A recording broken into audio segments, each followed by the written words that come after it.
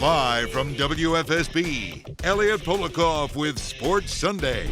Welcome to Sports Sunday, and boy, do we have a jam-packed show tonight. March Madness in both basketball and in hockey, and the story of a girls baseball player doing big things in the Nutmeg State. But we're going to start things off with the UConn women, looking for their 12th straight trip to the Final Four. But to get there, they had to take down one of the two teams that had already beaten them this season. The Huskies and Louisville faced it off in Albany. UConn lost to the Cardinals 78-69 2 months ago to this day, but that was in Kentucky. Katie Lou Samuelson and the Huskies feeling a lot more at home in New York, but Louisville comes back. They're up 4. Check out this sequence. Megan Walker just finished putting her shoe back on at midcourt, and now she decides to take a shot from the top of the key, and she drains the triple. She made 4 of those in the first half, and UConn as a whole couldn't really miss from downtown. Crystal Dangerfield to give the Huskies the lead, and she drains it. And then late in the second quarter, Louisville still hanging around. Nafisa Collier driving in addition to Katie Lou Samuelson. And what a step back by the senior All-American. That bad back doesn't seem to be an issue right there. Huskies led by 7 at the half. Fourth quarter, 4-point game. Kristen Williams, that is a freshman doing non-freshman things right there, and 1 bucket. Lead back up to 7 after the free throw. Back to 4. Give it to Katie Lou. She had 7 threes on the day, and this one was really the dagger. Just over 3 minutes to go. Comes off the screen, firing the 3. And the foul. She missed the free throw, about the only thing she missed today. 29 points. Love that face by Gino right there. Louisville cut it to 2 in the closing seconds, but they can never get over the hump. UConn wins it 80-73, and we had team coverage up in Albany this afternoon. Here is my post-game report. People have doubted the UConn Huskies all year long, but in the end, they are right back where they've been for the past 11 years. They are advancing to the Final Four. The confetti is in the air as UConn beats Louisville 80-73 to punch their ticket to Tampa. A 2 seed, a team that got all it could handle from Buffalo and UCLA. This group of UConn Huskies has heard all the hate. They just haven't let it get to them. This team, we've worked so hard to get to this point, and it really feels like, we've earned this opportunity, and so we're excited to get another chance. This is just, an unbelievable feeling. Nothing's come easy for us this year. We've earned every second, so just doing this with this team is just the best feeling. There were a lot of people that didn't think that we were going to get to the Final Four, let alone the Elite 8, Sweet 16, and so on, so we wanted to first just prove to ourselves that we were capable of doing something like this, and we went out and did it. And now the Huskies. This group of Huskies are 2 wins away from a national championship, surprising even their head coach in the process. We've had some amazing teams, loaded with great players, iconic players. This isn't one of them. This is a team of, a couple players that are pretty amazing, and a couple players that may be amazing down the road. It hasn't always been pretty for the UConn women in the NCAA tournament, but in the end, they found a way to get the job done each and every game. And really, a different player coming up big for the Huskies in each game. For more on who came up big against Louisville, Joe Zone talks about UConn's senior leader. Nobody knew how Katie Lou Samuelson would play today. Even she didn't know what kind of shape she'd be in, especially after the last game, going right to the trainer's table, being worked on for that sore back. But in the biggest game of the season, for UConn for sure, she steps up and has what I say was her biggest game. But for her to make that kind of turnaround in 2 days, it was unbelievable. Gino Auriemma has always said at this time of the year, your best players have to play their best game.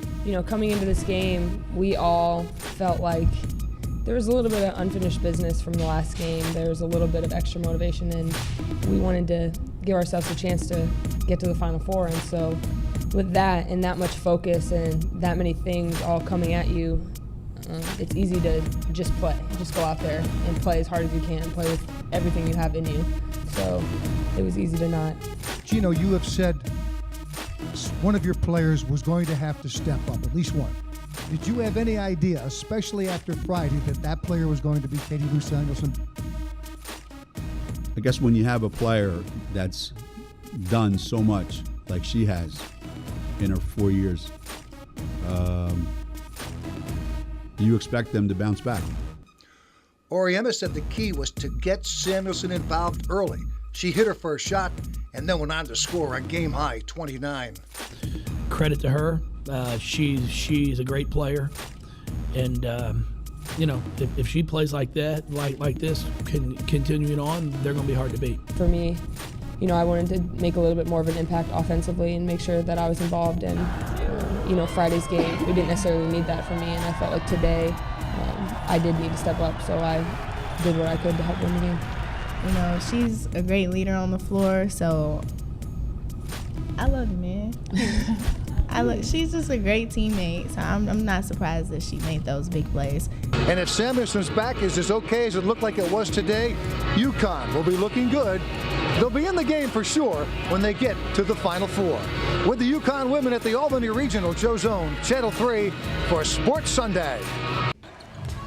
All right, thank you very much, Joe. On to the men's final 2 Elite 8 matchups today, starting with Michigan State and Duke. Late second half here, R.J. Barrett giving the Blue Devils the lead with the 3-ball, but back come the Spartans. Under a minute left, Kenny Goins for 3 and for the lead.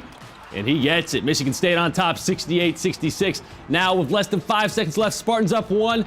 And nobody on Duke can catch Cassius Winston. He runs out the clock for the Spartans. Michigan State wins at 68-67. They will play Texas Tech in the Final Four in Minneapolis. An all-SEC battle earlier in the day between Auburn and Kentucky. Final seconds of regulation. Game tied at 60. Kentucky with a couple of chances inside, but the shot blocked not once, but twice. And we are headed to overtime. And in OT, it was all Auburn. Jared Harper with 2 of his 26 points in the game for Auburn on that layup. And the Tigers celebrated in Kansas City. They beat Kentucky 77-71, and they advanced to their first Final Four in the program's history. They're going to take on Virginia. Shifting gears to some hockey and a spot in the Frozen Four on the line for the Quinnipiac Bobcats, but they had to beat the defending champs Minnesota Duluth. No score late in the second period. Peter Krieger changing that for the Bulldogs. Beautiful wrister. 1-0 Minnesota Duluth on top. Then on a 3-on-1 in the third period, Kobe Roth lights the lamp to make it a 2-0 lead for Minnesota Duluth. Give credit to the Bobcats, though. They kept battling. Craig Martin finally getting one in for Quinnipiac on a 6-on-4, but in the end, just too big of a hole for the Bobcats to dig out of. They fall 3-1. Still, congrats to Quinnipiac on a fantastic season. The New York Yankees, they made a strong opening day impression against Baltimore, but they were brought down to earth yesterday, not getting much of anything going on offense until it was too late. And yet, there's still 150-plus games left in the season, but when you play the Orioles, you got to win those games.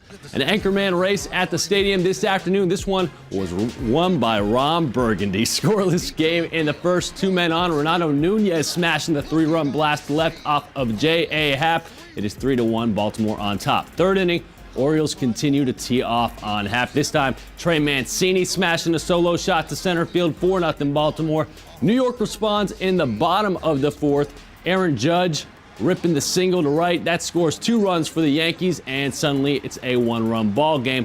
But the Bronx Bombers could just not keep the ball in the ballpark against Baltimore. Joey Rickard with a 2-run homer in the 8th for the Orioles, and Baltimore wins the rubber match game at Yankee Stadium 7-5. The Red Sox, meanwhile, hoping to get a split of their 4-game series out in Seattle against the Mariners. Red Sox up 3-2 in the third. Seattle takes the lead right here, courtesy of Omar Narvaez. No doubt about that one. All of a sudden, 5-3 Mariners. Same inning, more trouble for the Sox. Mitch Haniger cranking the double into left field. That brings in 2 more runs for Seattle. The Mariners scored 7 times in the third alone to make it a 9-3 ball game. JD Martinez trying to get the Sox back in it with a 3-run shot in the fourth. That cuts the deficit in half, but trailing by 6 runs is a tall task to overcome. The hits kept coming for Seattle in the fourth. Former Met Jay Bruce solo shot, and the Mariners go on to beat the Red Sox 10-8. Boston starting off the season 1-3. But something tells me Sox fans aren't worried just yet.